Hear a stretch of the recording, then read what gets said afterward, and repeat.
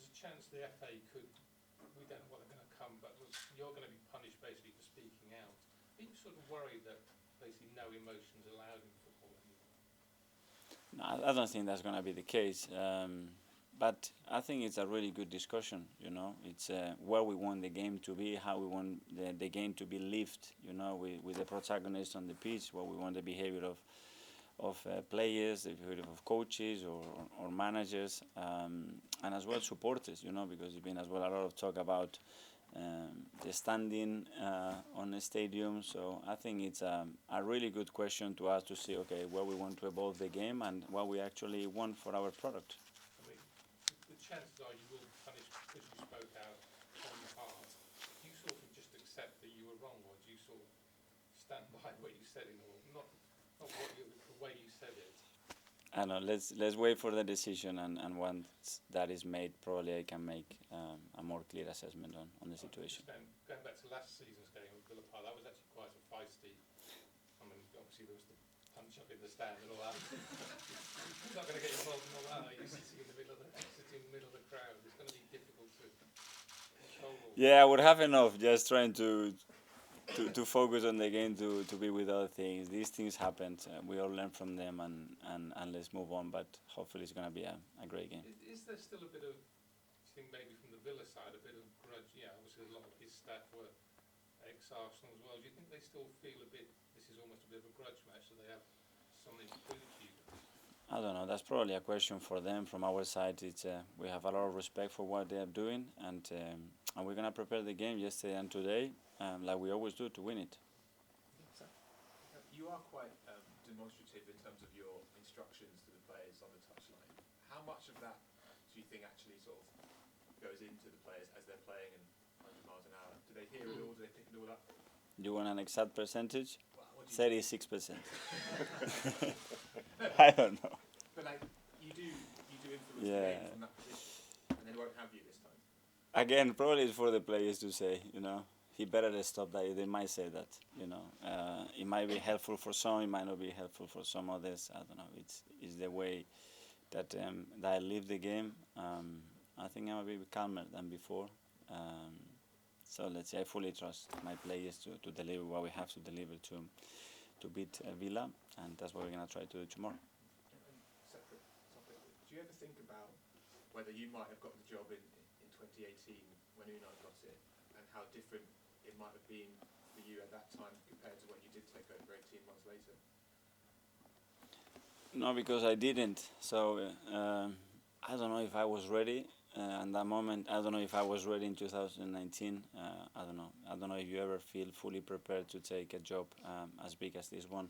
I think you have to be in the seat and you have to go day by day. It didn't happen, and obviously the opponent had an incredible manager with huge experience and success. So what I did is continue my journey, continue preparing, and almost 2 years later, the opportunity came, and try to do your best. The hardest thing is sometimes to replace someone like Arsene. Same with David Moyes at United. The first one after them is really hard. Can't win, innit? After that sense, and not only what he achieved, the manner that he did, you know, and all the respect, aura, and everything that he developed and built at this club. But we have his legacy. But I think that's something really positive if we use it in the right way, to build something different, but with a lot of similarities as well in certain ways. Okay, last couple. Firstly, yourself. Hi, Mikel. Hi. So far already, we've already seen Declan Rice pitching with goals as well as his all-round performance. Overall, your team boasts one of the best defensive records in the league so far. What does Rice bring to you in terms of that defensive solidity? Well, he's extremely intelligent to read situations, to break up play, to win duels, critical duels in certain areas of the pitch that allow us to as well counter and progress in really dangerous situations. I think it gives us a presence and an attitude that is very difficult to find a holding midfielder, and I think he's been a key player. But we have played with him further up the pitch, with Georgie there, with Thomas there, with a fullback, with Mo, and we have various opportunities in different games to use them in different ways in relation to what we expect for the game. Much has been made of his character off the pitch. From your personal point of view as his manager, what's he like as a man off the pitch? What kind of assets does he bring? I think really simple, really humble, funny, really hardworking. He's extremely committed to everything that he wants to do. He wants to win everything that he does. Really easygoing, I would say. He's integrating the team in a really positive way. It was obviously well publicised over the last however many months of this battle between Arsenal and City for a signature. Do you dread to think what would have happened if he ended up in a sky blue jersey? And in some ways, when it comes to May, do you think his signature could maybe be the difference between whether Arsenal win the title or City?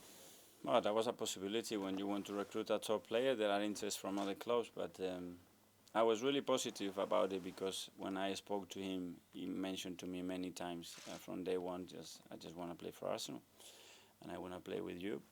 And he maintained his word till the last moment, and we were good enough to acquire him.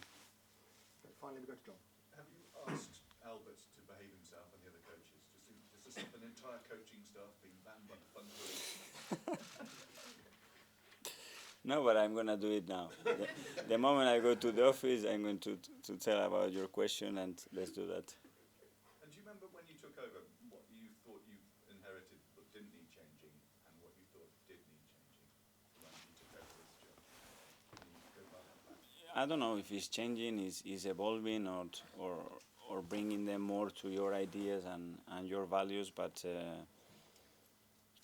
I think there were a lot of positives, obviously. It's the Arsenal Football Club, and there are certain things that I believe that we had to do differently, and this is what you try today, day by day, try to change them, improve them, and make it more your own, because at the end you have to establish your ideas and you have to convince those players that are the right ones to win.